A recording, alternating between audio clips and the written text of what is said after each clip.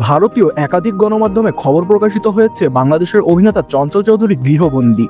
এসব সংবাদে কোনো সূত্র উল্লেখ করা হয়নি, এমনকি চঞ্চল বা তার ঘনিষ্ঠ কারো বক্তব্যও দেওয়া হয়নি।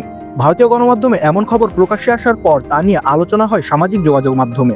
11 ডিসেম্বর সন্ধ্যা থেকে ভারতের বিভিন্ন গণমাধ্যমের অনলাইনে বাংলা সংস্করণে এমন সংবাদ প্রকাশ করা হয়। খোঁজ নিয়ে জানা গেছে খবরটি ভিত্তিহীন।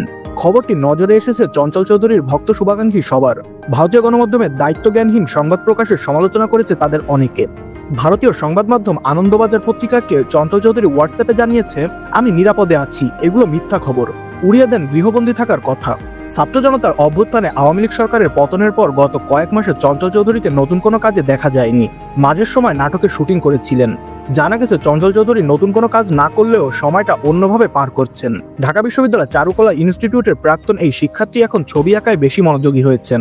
বাসায় যখন থাকেন ছবি আঁকেন, পরিবারের সঙ্গে সময় কাটান।